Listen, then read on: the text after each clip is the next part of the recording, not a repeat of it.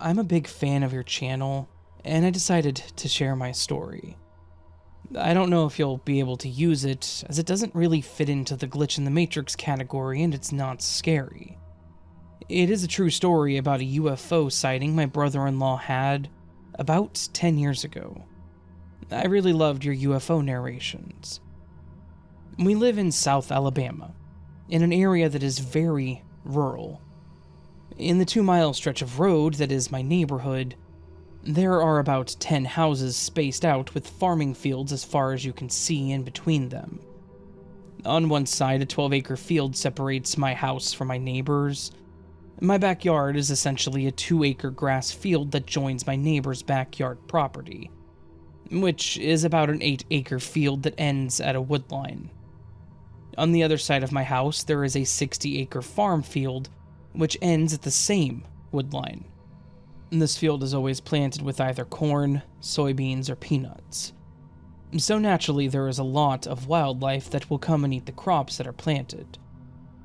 During the colder months, my brother-in-law, let's call him P, would come over and sit at the edge of our property to watch the deer that would come out. He did this maybe 3 nights a week, anywhere between 11 p.m. and 2 a.m.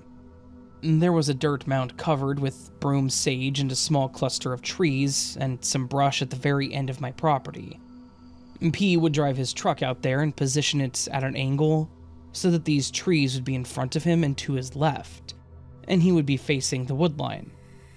It is relevant for you to know that when he would be deer watching from his truck, P would cover all of his windows on the driver's side with those sunshade things that you put in the windshield to block out the sun on a hot day. He did that to block out the moonlight and the light from our outdoor security light. The whole purpose of that is so that his eyes would adjust to the dark, and he could better see the deer and use his binoculars. The night that the incident occurred, he was out there like usual.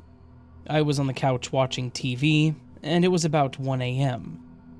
I hear P knocking on my back door. I open it to see him wide-eyed and visibly shaken. I tell him to come in, as clearly something happened. He says, "Let me tell you what just happened, what I saw." He then tells me. He was sitting in his truck, had the windows blacked out like always, looking toward the woodline for the deer when suddenly there's a bright light shining on him. Let me just say that our security light that I mentioned is not motion sensing. It's the kind that is on a light pole and comes on by itself at certain times, so that is not what was shining on him. At first, he thinks that me or my husband are shining him with a spotlight from the back porch, but then he realizes that the light is coming from above him, not behind him. He estimates that it was coming from a source about 30 feet off of the ground, but he couldn't tell what it was. Then the light goes out. He decides to stay where he is and see if the light comes back. 15 minutes pass, no light. He's brushed it off and is back to deer watching. He catches movement in his periphery. He describes what he saw as a craft that was as big as his truck. He drove a Chevy S10 at the time, so not a full-sized truck. It had a boxy shape, you could see through it, and it was dimly lit inside. It was silent, and this craft was floating about 12 feet off of the ground. He watched it slowly float out from behind that small cluster of trees, moving towards the open field. He grabbed his binoculars to try to get a better look. When he looked through them and tried to focus on the craft, it changed directions and floated back behind the trees. He said that whenever he wasn't looking through the binoculars, the craft would start to move back out into the open. He said it was like it was trying to hide itself, and like it knew when he was looking through the binoculars. He continues watching it for a few minutes, and then it disappeared. He said it was just there, and then it was gone. And that's when he made his way up to the house. I asked him, "So you saw a floating see-through box?" He said yeah, and detailed it as it wasn't clear see-through. It had an opaqueness to it, but that he could see what was on the other side, but it was distorted. And then he asked me for a piece of paper, and the shape that he drew gave me chills. It looked like one of those old wooden coffins, like the kind that vampires are depicted as sleeping in. All that I said after that was, "I believe you." He left our house that night, and he didn't resume his deer watching until the following winter. At the time of this incident, P had been my brother-in-law for 10 years, and has been for 20 years now as I write this. He has never been a real excitable guy. I haven't ever seen him spooked like he was that night, before or since. What truly solidified my belief was when P retold his account of what he saw to his mother, my mother-in-law. She was a no-nonsense woman of very few words. She was a smoker at the time, and when she was having trouble sleeping, she would have a cigarette out on her porch late at night. She said that she'd been out doing just that one night around 2 a.m., and that she had seen the exact same craft as P had described. So, that's my story. I'm submitting it in hopes that you'll do another UFO collection of stories sometime soon. Maybe someday. And also because I really want to know if anyone else has seen a craft like this.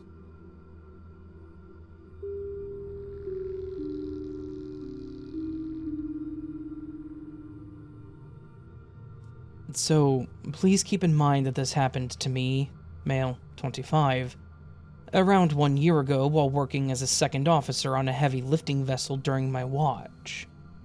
I was not tired or in any way intoxicated. Not possible. Zero drugs policy on board. I still cannot explain what I saw. So, here goes. The scariest thing that I have encountered was during a routine night shift while passing the Atlantic Ocean. I was doing laps around the bridge console to get some exercise while on watch. Second officer, from 0000 to 0400 hours. And to relax a bit. While passing the bridge windows, I saw someone walking from aft to forward on the starboard side, which was not unusual. Just the time at 0130 was surprising. The crew was allowed to go outside whenever they wanted, so I didn't mind it at first. When I passed by the window again after doing a full lap, I noticed that he was standing between the cargo hold number 1 and the windbreaker, with his back turned to me, looking forwards. I stopped to see what he was doing, and suddenly he turned around, looking straight at me, and started to wave with his hand while still standing perfectly still. This made me uneasy, because at this time I started to notice some weird things. For example, he was wearing a white overall, which is normal for officers, but at our company, all overalls for officers and ratings is red, with silver reflective strips on the shoulders. Also, he was wearing an orange helmet, which could have been possible. We have some, but all crew has white helmets.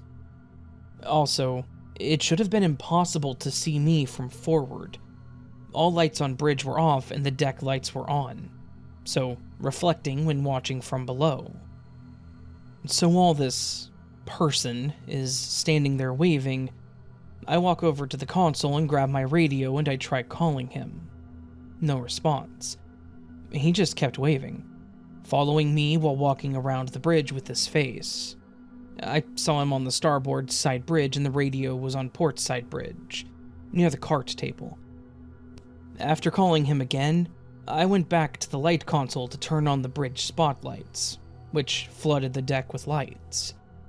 I looked up from the console and he was gone.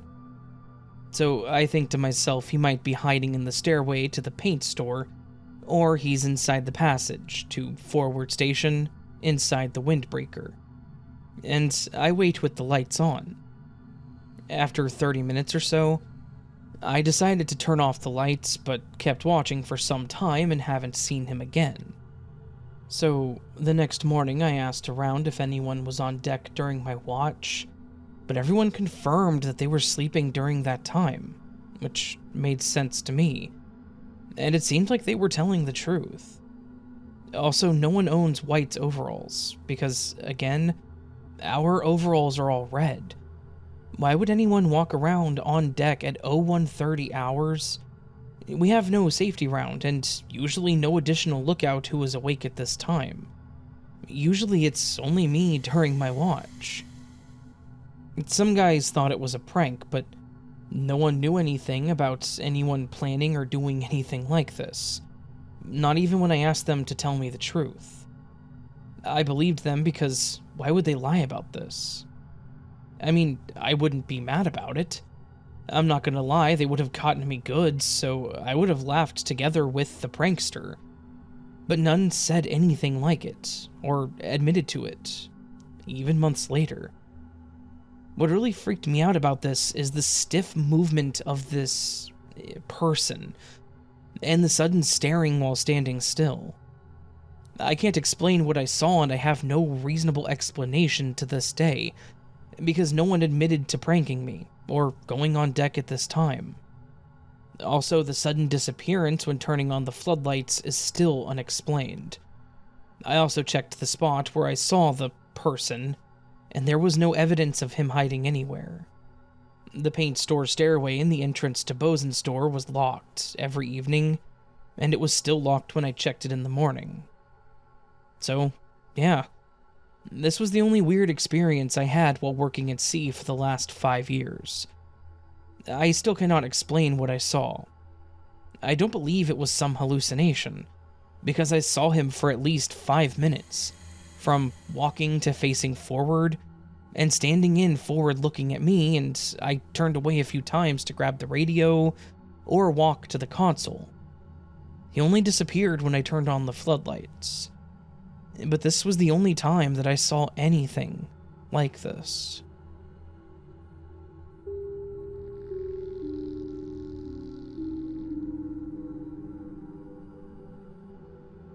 So, I used to be super skeptical when it came to paranormal or supernatural stuff.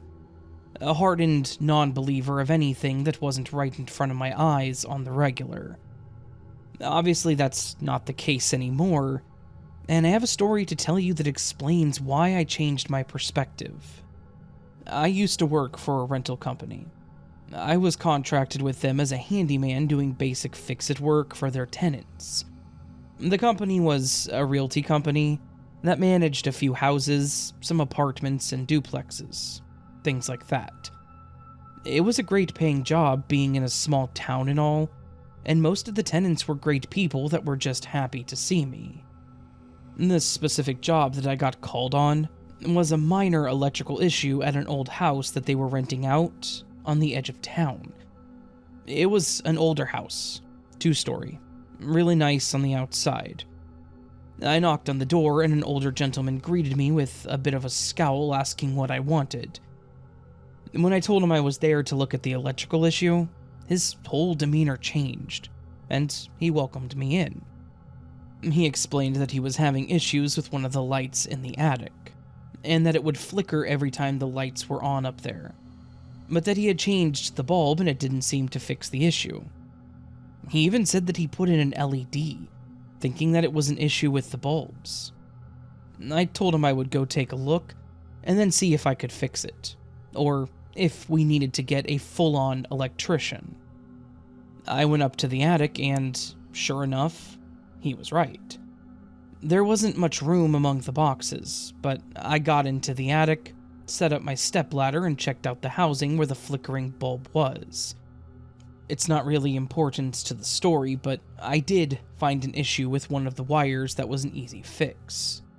So I got to work splicing and capping. As I was doing so, I heard someone say something behind me. Thinking it was the old man, I shouted back, "Just a moment, I think I actually found the issue." But when I went back to work, I heard it again. This time it was more a whisper than someone speaking regularly. I paused to listen to it, and it seriously sounded like someone was whispering in a different language. It was one dominant voice going on, and it sounded like it was really close to me.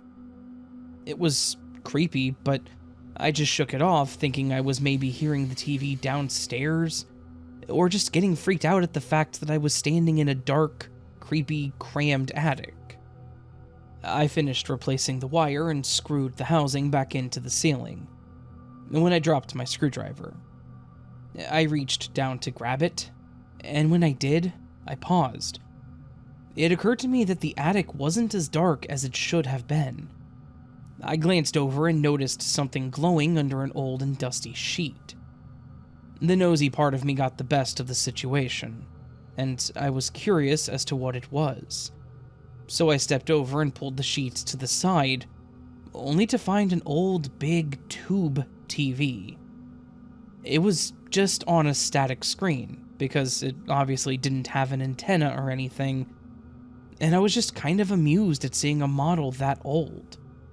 It was the kind that had the wooden frame around it, the really old ones, which you don't see very often, especially not in the condition that this thing was in.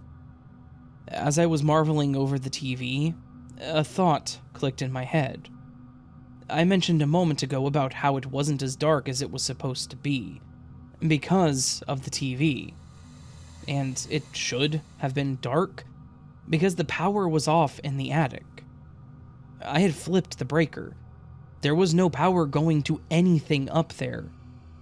And, of course, when I grabbed the power cable on the back of the TV, it wasn't plugged into anything, meaning this TV had no electricity running to it, yet it was showing me a moving, static visual somehow.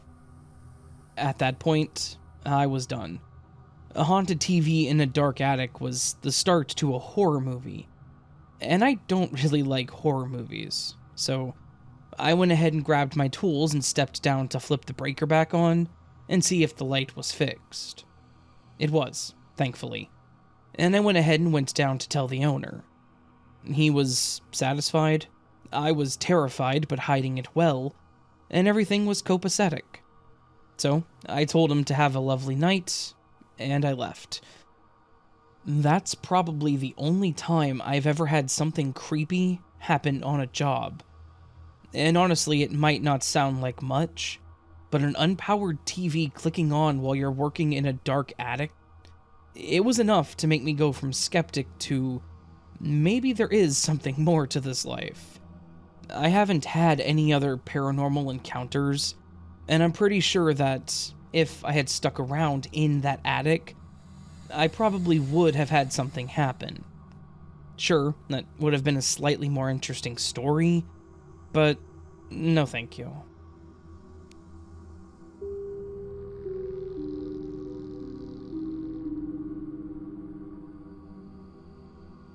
I live in a semi-rural area, and things are pretty spread out, which is normal for us. But one day, a friend and I went to visit another friend way out in the middle of nowhere. Like, we had to cross the one-lane historic bridge to get to the town, and then go miles down a dirt road with no other houses, to get to the old farm where our friend was staying with her daughter, while her daughter was in her late stage of pregnancy. The daughter ended up going into preterm labor and gave birth so fast that they didn't have time to get to a hospital, so my friend had to help her daughter give birth on the living room floor. The paramedics didn't even get there in time. So, that was dramatic, although has nothing to do with the story. I'm a smoker, and had gone outside a couple of times during the visit for a cigarette. The countryside and old farm were beautiful, and I wanted to enjoy the scenic landscape, but I only felt creeped out. I felt like I was being watched. At one point, I sat on an old-fashioned porch swing and had such a feeling of malice wash over me that I jumped up like I sat on a pin. After the sun started to set, I decided that I didn't need any more cigarettes for a while. So we were sitting at a kitchen table, visiting for most of the time, but we had gotten up and were across the room making dinner. This is when the really weird part happened. There was an old-fashioned landline phone on the wall. We were all old enough that this wasn't a strange thing at all. It had one of those old organizers that used to be next to every wall phone. It had a notepad, a mini peg and cork board, and a slot for storing mail. And, as all of these types of things, the mail slot was full of mail. We were laughing and talking, and for some reason we had all just stopped talking and were facing that part of the room. The bundle of mail suddenly shot up in the air, made a 90-degree turn from up to sideways in midair, and then went about 4 more feet. And then all the mail just burst in all directions, and flew everywhere, and then hit the ground. We all just stood there trying to process for a few beats. I was the first to move.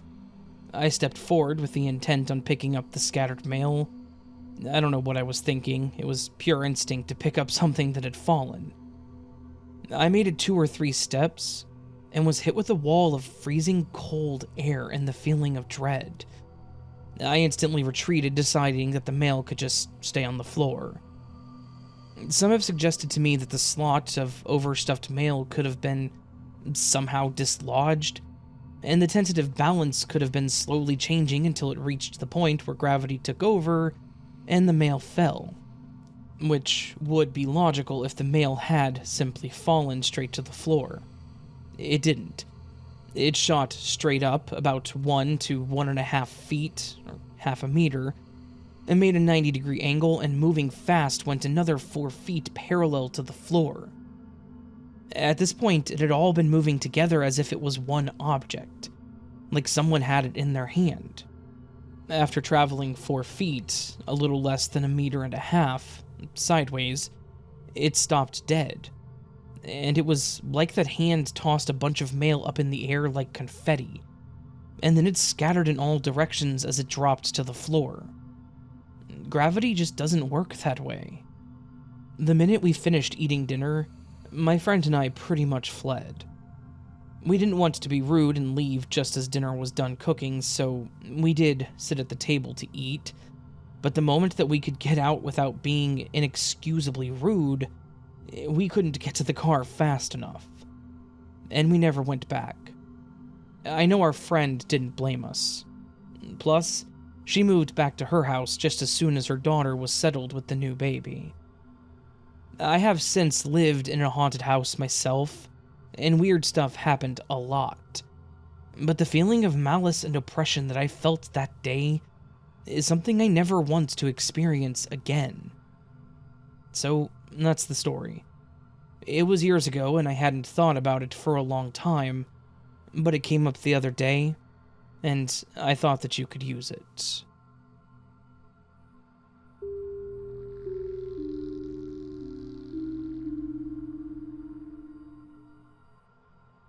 This is a story told to me by a dear friend.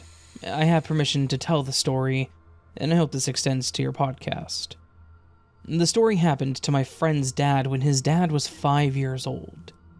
His dad was born in the country of Chile in South America, and he lived on a rural area outside any major cities. One evening, his dad was playing outside with his dog when he saw a light some distance away at the edge of the forest. His dad was curious, and he approached the light. As he walked towards the light, his dog started growling and barking, but his dad was curious, so he kept going. When he was close enough, he saw that the light was emitted by a girl, a young child no older than him, around 5 years old. She was floating, and she was dressed in white, and she was emitting this bluish-white light. My friend's dad then lost consciousness.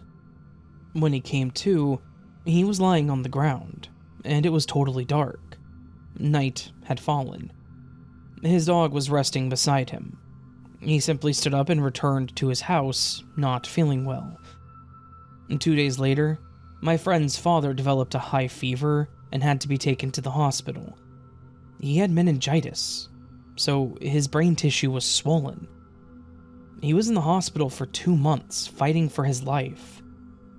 Luckily, he survived, and he was able to return home when he was healed. After this, My friend's father remembered asking his mom if he could go out to play with the girl from the stars. His mother was scared every time he asked that, and she always said no, that he could not go play with the girl from the stars. So he never did.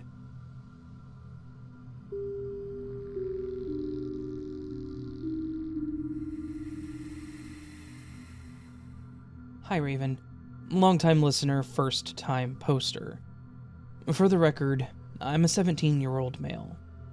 I don't know if this is a supernatural story or something like that, but I think you'll enjoy it. About 6 or 7 months ago, I would have a recurring dream. Every night, it would be the same. The dream went like this. In my dream, I'm laying in bed. I needed to use the restroom, so I opened my eyes and start to get up. But then I couldn't move. I couldn't close my eyes, breathe, or anything. Then, for some reason, I look in my closet. My closet is an open closet with no doors. It used to have a curtain, but that ended when we brought in the cat. Anyway, I look in my closet and I see something move. Then this thing stood up. It was all black, except its face. Its face was white.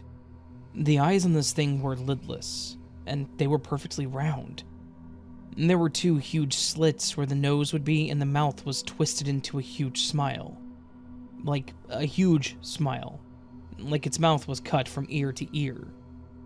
Like I said before, its body was black and really thin. Its fingers were long and pointed at the ends. The thing just stood there. And then it got on all fours and exorcist spider crawled under my bed. And then I see a shadow on the wall next to my bed, and it's on the ceiling. It again pulls an exorcist and twists its head all the way around until it's looking at me. Then a voice in my head says, "You will regret what you have done." I don't know what it meant, and I kind of don't want to know. After a week, the dream stopped. Then, a month ago, the dream happened again, but it was different. This time the thing was standing next to my bed and it was humming somehow, because it was still smiling. I think it was humming "London Bridge is Falling Down," and it was caressing my cheek with its finger, and it would say in my head, "Shh, it's okay. Go to sleep." Then it would hum again. Then, in a very fast motion, its face was in front of mine, like inches away from mine. Then, in my head, I yelled, "Sleep." I haven't had the dream since then, and this is all true, by the way.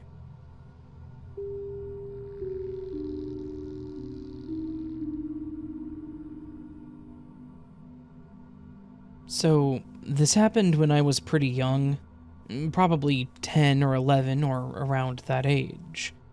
At the moment, the house that my family were living in had a kitchen with a door inside that opened up to a back room which my mom had turned into a pantry, which had our fridge and other stuff. And just outside the kitchen door was a window by which we kept our water filter. If stood in the kitchen doorway, you could see through it and through the pantry door into the pantry. What I'm trying to say is, I guess, the pantry door and the kitchen door are parallel to each other. Anyway, one morning I woke up early, and my family was still asleep, which was not uncommon, since I liked waking up early. I decided to go check the fridge for, well, anything. When I got to the pantry and opened the fridge, I looked inside and saw nothing, and then looked out into the hallway through the doors, and I see someone standing there. I couldn't see a face or anything, just a dark figure, a couple of feet taller than me, but not tall enough to be an adult. I thought it might be my older brother, so I called out to him. "Hey, what are you doing?" I didn't get a reply, so I turned back and closed the fridge, and then turned back around, only to find no one there. Naturally, I thought my dumb brother was playing a prank on me, so I went to go check. First, I checked in the hall to find no one. and then the living room again to find nothing. So I went to his room only to find it empty. When I left, I ran into my mom, who asked me what I was doing in my brother's room, and I told her I was looking for him. She replied with, "Oh, honey, he's at his friend's for a sleepover." Turns out, my brother left the night prior after I'd fallen asleep to go to a friend's house for a sleepover, and wouldn't be back for the next 2 days as it was summer vacation. At that moment, I didn't think anything of it, mainly because I was a kid, and I didn't think it was a big deal and didn't tell anyone. And even after that, I didn't see or feel or hear anything, although the memory comes back from time to time. I still don't know what happened that morning. It could have just been my imagination, or my brain playing tricks on me. I don't know. And honestly, I don't think I want to know, because just the thought of it freaks me out.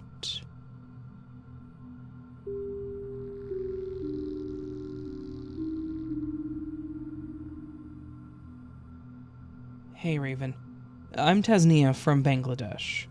I wanted to share my mom's story.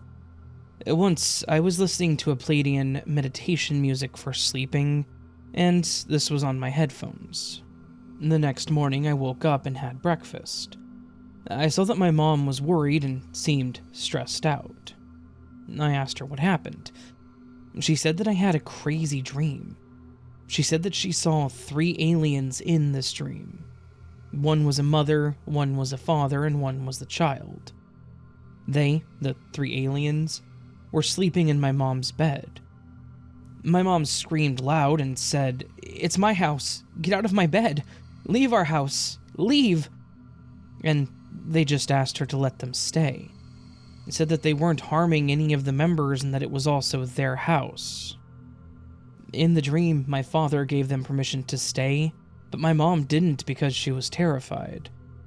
She said that they were really long, like 7 feet, and they were kind of magical, mystical creatures, and that they were beautiful. And that was her odd dream.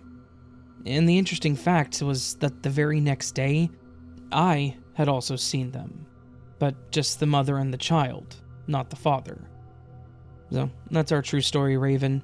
If you want, you can share it. Lots of love, and thank you.